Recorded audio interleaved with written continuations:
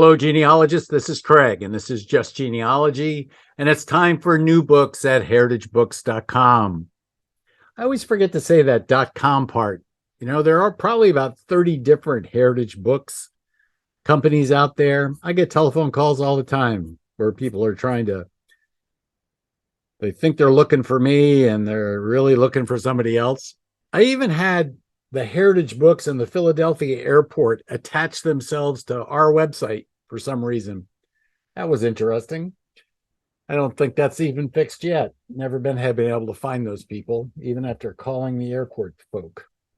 But anyway, that said and that done, new books at Heritage Books.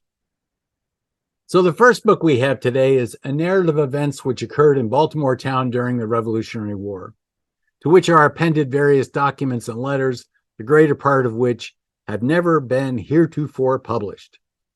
Well, heretofore published was back in 1849.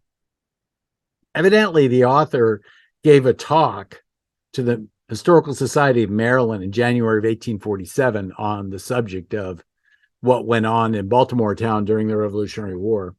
And what he had done is he had collected information from his father. And this information, which I think is the neater part of the book, only because I don't have a connection to Baltimore,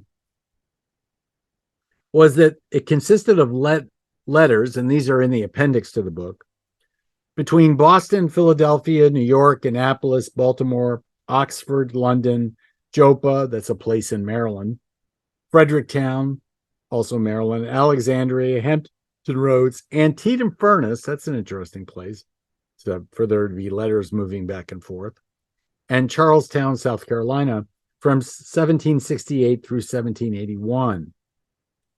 Some people think about the Revolutionary War, and that's all they focus on. I tend to focus on the Revolution, which is a much longer time frame than just the war itself. The war almost could have been considered almost a sideshow compared to the actual concept of the revolution and the time. And I actually consider the revolution actually began in 1763, when all of a sudden, after the King's Proclamation of 1763, those folks who'd fought in the French and Indian War couldn't get their land in the Northwest Territory, or the territory on the other side of the Ohio River. So it just took a while for the war to actually break out. But this seems to be a really good book on getting into the meat of what was going on in Baltimore. Baltimore wasn't that big back in those days. But Hank Peden did a book on Revolutionary Patriots of Baltimore Town and Baltimore County. Baltimore Town doesn't become an independent city until, I think, 1859. So it's county, basically. He's also done books on all the other counties that were extant in Maryland at that time frame. And what he does is he prepares us a little vignette of the military service of each one of the individuals in each one of these books. We also did a book originally published in 1923 on Lutherans in Berks County, and that's Berks County, Pennsylvania. 2 centuries of continuous organized church life, 1723 to 1923. And this was originally published by the Reading Conference of the Evangelical Lutheran Ministerium of Pennsylvania and adjacent states.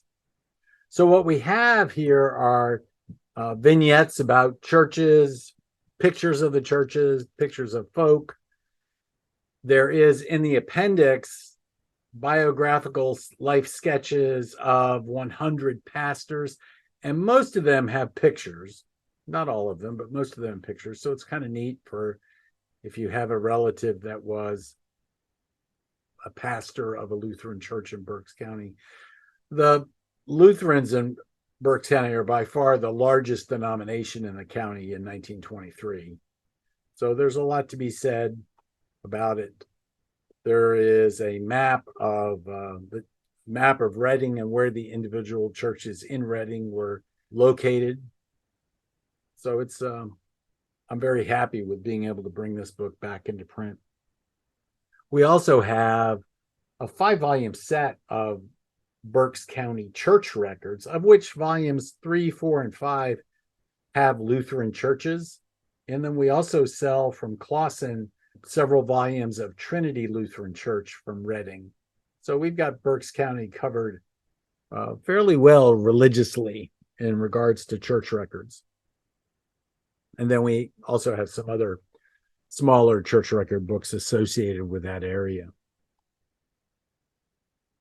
The next book is We Serve to Save, the history of the Mack Volunteer Fire Department, which is in Green Township, Hamilton County, Ohio.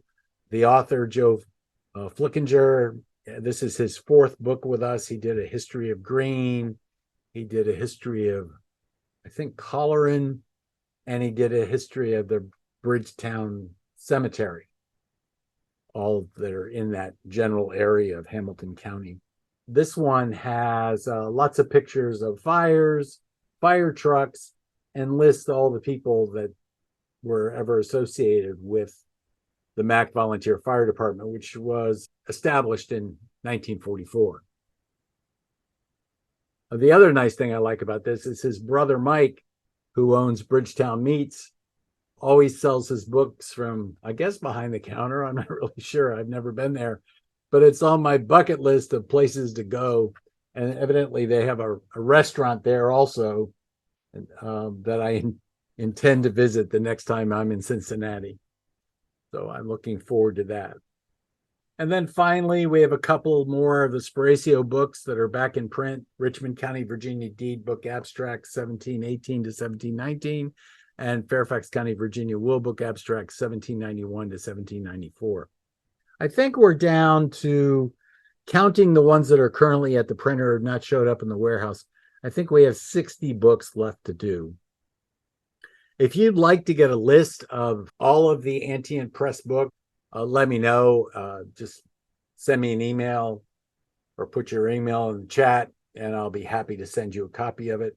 I probably will be bringing the file with me to Richmond in a couple of weeks at the NGS conference, where I'm sure I've mentioned before, we have 5 tables. Come and touch some books.